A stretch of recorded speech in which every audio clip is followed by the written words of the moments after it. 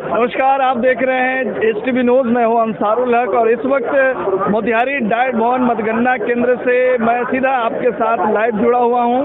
मैं आपको बता दूं कि पंचायत चुनाव 2021 के 10वें चरण का मतदान संपन्न हुआ, जिसके आज मतगणना का दिन है। और मतगणना के दिन जैसा कि आमतौर से देखा जाता है, डाइट भवन में काफ़ी गहमा गहमी रहती है, तो उसी तरह का नज़ारा यहाँ पे देखने को मिल रहा है। काफ़ी गहमा गहमी का माहौल है और आज खास तौर से आज का दिन बेहद महत्वपूर्ण है, क्योंकि आज पूर्वी चंपारण जिला परिषद की जो अध्यक्षा है जिला परिषद पद के लिए, जो एक हॉट सीट माना जाता है, प्रियंका जायसवाल, जैसा कि आपको मालूम है, पवन जायसवाल की वाइफ हैं और जिला परिषद की अध्यक्षा हैं, तो वो उनके भी किस्मत का फैसला आज होने वाला है कि इस बार जो है वो क्या कुछ कर पाती हैं। तो ये कुछ चीज़ें हैं जो आज बेहद अहम है। लेकिन इस वक्त जबकि 11:15 बजे हैं, मोतिहारी डाइट भवन में क्या परिस्थितियां हैं, अब तक के जो नतीजे आए हैं वो क्या कहते हैं, वो मैं आपको बता दूं। सबसे पहले चिरैया, आपको बता दूं कि 10वें चरण का जो रिजल्ट आज आ रहा है, उसमें चिरैया, बनकटवा और बंजरिया, ये 3 प्रखंडों में जो पंचायत जो चुनाव हुए थे उसके नतीजे आज आ रहे हैं। चिरैया प्रखंड के कुछ नतीजे आए हैं, जिसमें हम आपको बता दें कि मुखिया पद पर पंचायत महुआ पश्चिमी से निसार अहमद जीते हैं, 1130 मत उन्हें मिले हैं, जबकि उमाकांत राय हार गए हैं। और यहाँ पे बहुत क्लोज कॉन्टेस्ट था, 1072 मत उमाकांत राय को मिले हैं। मुखिया पद के लिए जो पंचायत महुआ पूर्वी के चुनाव हुए उसके भी नतीजे आ गए हैं और यहाँ पे परवेज आलम 1906 मत मिले हैं इन्हें और ये जीत गए हैं। वसी अख्तर 1884 मतों के साथ दूसरे स्थान पर रहे। मुखिया पद पर पंचायत सरोगर के भी नतीजे आ गए हैं। सनुमति देवी यहाँ से जीती हैं, 847 मत मिले हैं, जबकि रीना देवी को 806 मत मिले हैं, ये दूसरे स्थान पर रही हैं। खोड़ा पंचायत के भी रिजल्ट आ गए हैं।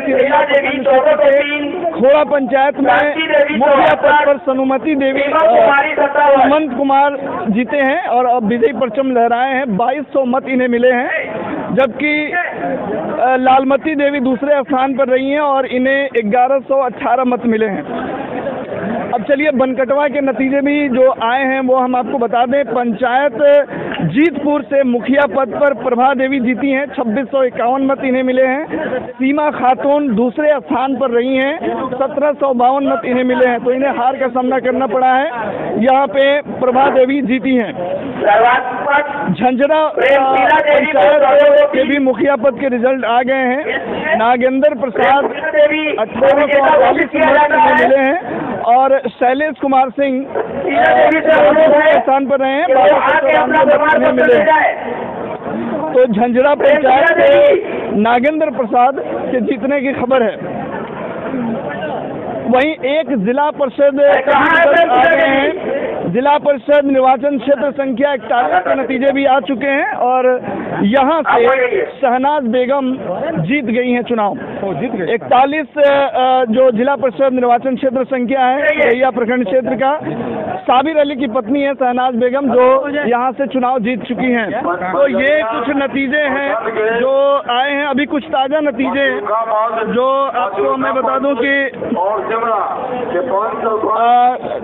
चिरैया प्रखंड क्षेत्र के आए हैं, बंजरिया प्रखंड क्षेत्र के। उसमें मैं आपको बता दूं कि यहाँ पे फुलवार उत्तरी जो पंचायत है वहाँ से मुखिया पद पर रामवती देवी जीती हैं, 1332 मत इन्हें मिले हैं, जबकि आयशा खातून दूसरे स्थान पर रही हैं और आयशा खातून को 1156 मत मिले हैं। फुलवार दक्षिणी से के भी नतीजे आ चुके हैं। कृष्णा दुबे यहाँ से जीते हैं, 1789 मत इन्हें मिले हैं। अखिलेश कुमार यहाँ पे दूसरे स्थान पर रहे, 1589 मत इन्हें मिले हैं। बंजरिया प्रखंड के रोहिनिया पंचायत के भी नतीजे आ गए हैं। रोहिनिया पंचायत में प्रेमशीला देवी जीती हैं, 1403 मत इन्हें मिले हैं, जबकि गायत्री देवी दूसरे स्थान पर रही हैं और इन्हें 1323 मत मिले हैं। जनेरवा पंचायत के भी रिजल्ट आ गए हैं। बंजरिया प्रखंड क्षेत्र के मुखिया पद के लिए जनेरवा पंचायत में मुखिया पद पर मुस्लिम मियाँ 2441 मतों के साथ विजयी परचम लहराए हैं, जबकि जुमेराती मियाँ 1418 मतों के साथ दूसरे स्थान पर रहे। तो अभी तक के जो नतीजे हैं वो हम आपको बता रहे थे। हम आपको बता दें कि कुछ ऐसे पद हैं जिसके लिए जो आज 10वें चरण में चुनाव हुए वो बहुत अहम है। इस अहम पद पर जो है चिरैया 3 से चिरैया विधानसभा ये प्रखंड क्षेत्र के 42 जिला परिषद निर्वाचन क्षेत्र संख्या से पवन जायसवाल जो कि ढाका के विधायक हैं और उनकी पत्नी प्रियंका जायसवाल जो कि जिला परिषद की मौजूदा अध्यक्षा हैं, वो चुनाव लड़ रही हैं। तो आज उनकी किस्मत का फैसला होने वाला है। तो क्या कुछ होता है थोड़ी देर में पता चलेगा। अभी 42 का शुरू होने वाला है थोड़ी देर में। दूसरी तरफ डॉक्टरों की निगाह एक दूसरे जिला परिषद निर्वाचन क्षेत्र संख्या पे है जो बंजरिया प्रखंड क्षेत्र का 23 है, जहां से एमयू अख्तर एक बार फिर से ताल ठोक रहे हैं। तो ये सीट भी बहुत अहम है।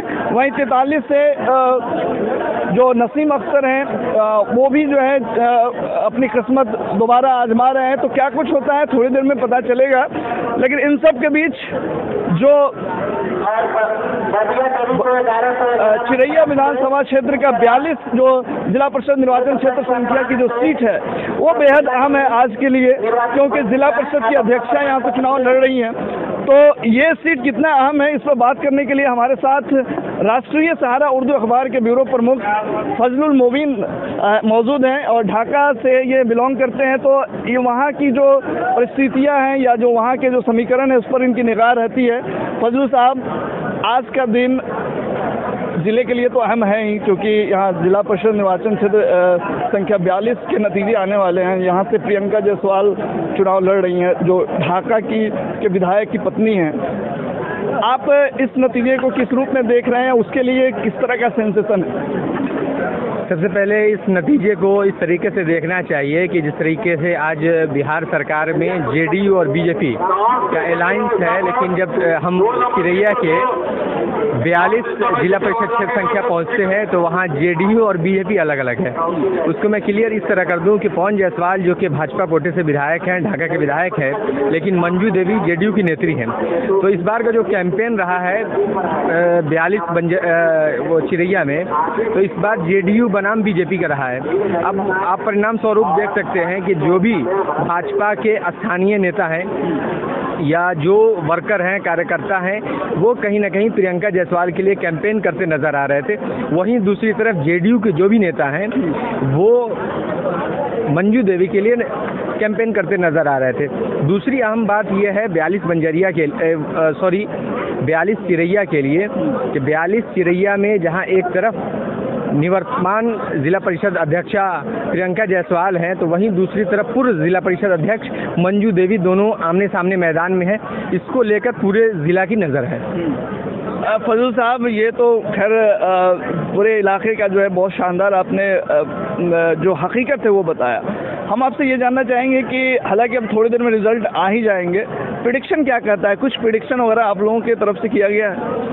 नहीं, इसमें इस बार का जो पंचायत चुनाव रहा है तो इस बार साइलेंट वोटिंग जिसको कहते हैं हम लोग, तो साइलेंट वोटर्स का कमाल रहा है कि वोटर्स कहीं खुले नहीं हैं और वही चीज़ें हर जगह सभी पंचायत में देखने को मिली है। और तकरीबन सभी जगहों पर नए चेहरों को मौका दिया गया है, युवाओं को मौका दिया गया है।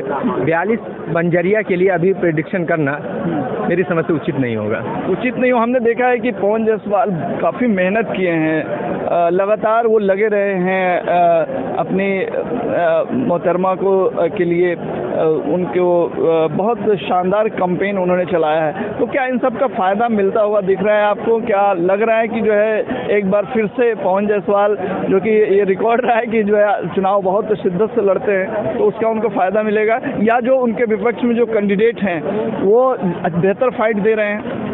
देखिए, पवन जायसवाल की आपने बात की कि वो काफ़ी शिद्दत से चुनाव लड़ते हैं और कैंपेन अच्छा करते हैं, लेकिन जहां पवन जायसवाल की हमने बात की वहीं उनके प्रतिद्वंदी जो ढाका विधानसभा चुनाव में उनके खिलाफ चुनाव लड़ रहे थे, रामपुकार सिन्हा, जो कि जदयू के नेता हैं, तो वो भी बड़ी शिद्दत के साथ मंजू देवी के लिए कैंपेन कर रहे थे। और मैं आपको ये बता दूं कि जिस तरीके से पवन जायसवाल की धर्मपत्नी प्रियंका जायसवाल के लिए बीजेपी के अलग अलग वर्कर्स यहाँ पर काउंटिंग एजेंट बन करके आए हैं, उसी तरीके से मंजू देवी के लिए आज रामपुकार सिन्हा को मैंने यहाँ डाइट भवन में देखा, मैंने उनसे बात की, उन्होंने बताया कि मैं मंजू देवी का काउंटिंग एजेंट बन करके आया हूँ। तो ये साफ है कि दोनों तरफ, अगर ढाका विधानसभा के एक दूसरे के प्रतिद्वंदी वो आमने सामने है, दूसरी तरफ बीजेपी और जेडीयू, इसको सीधे कह लीजिए कि आमने सामने। एक एपिसोड हुआ था, एक जो घटना घटी थी वो मारपीट वाली, तो क्या उसका फायदा मंजू देवी को मिलेगा या फिर उसका कुछ असर नहीं पड़ेगा?